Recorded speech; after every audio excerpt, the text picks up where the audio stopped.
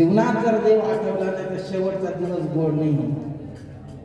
भाग्यवानाच्या माय मावली जरी आपल्यात नसल्या तरी आज त्याचा सुगंध, त्यांनी टाकलेले घरावरचे संस्कार,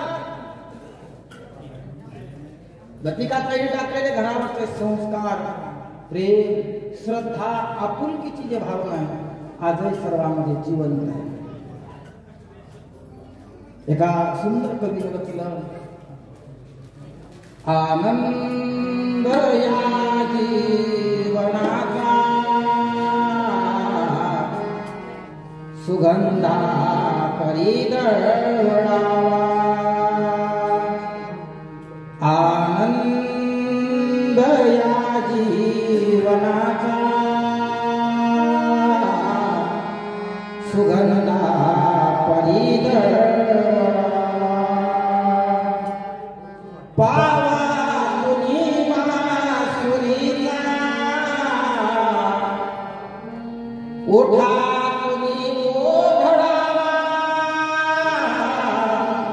आनंद या जीवनाचा सुगंधा परी दळावा, आनंद या जीवनाचा सुगंधा परी दळावा, पावा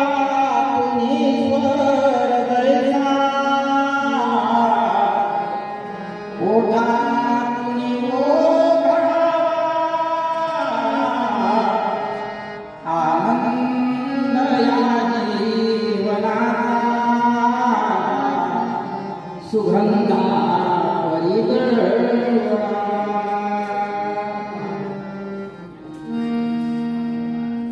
जीवनामध्ये आपण मनुष्य यवनीमध्ये आल्यानंतर काही वाटायची गरज नाही, धन द्यायची गरज नाही, संपत्ती द्यायची गरज नाही, काही द्यायची गरज नाही. पण जीवनामध्ये कसं वागा?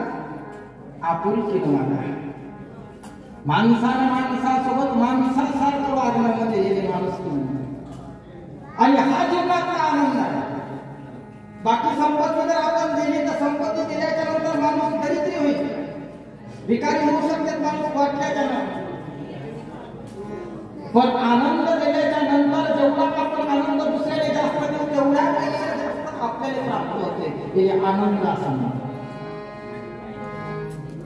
आपण जेवढा लोकांमध्ये वाटायचा प्रयत्न करू वाटू तेवढा आनंद आपल्याजवळचा कमी होणार नाही, वाहत जाईल आनंद. म्हणून महाराजांनी सांगितलं का कोणता सुगंध दरवळला पाहिजे?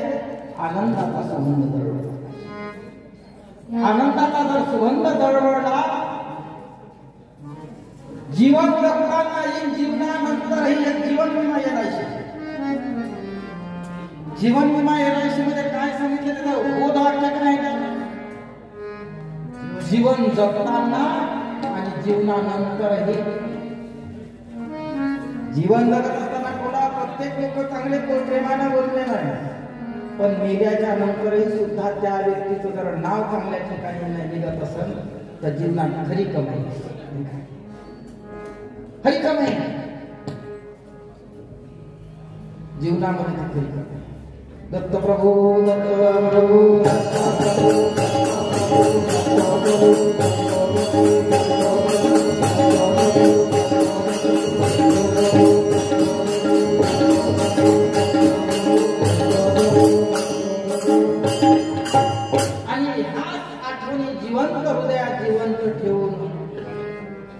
जे व्यक्ती आज आपल्यात नाही त्याच्या आठवणी आपल्या सोबत आहेत.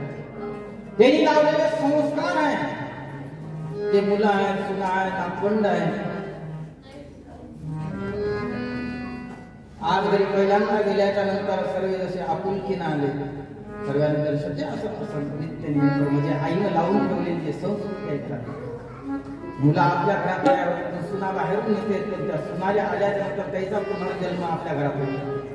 त्याचे संस्कार आपले लागणे म्हणजे मोठ्या माणसाला शिकवलेले कार्य अत्यंत महत्वाचा विषय. शास्त्रानं आई या विषयावर महत्व दिलेलं. आई या विषय विशेष महत्व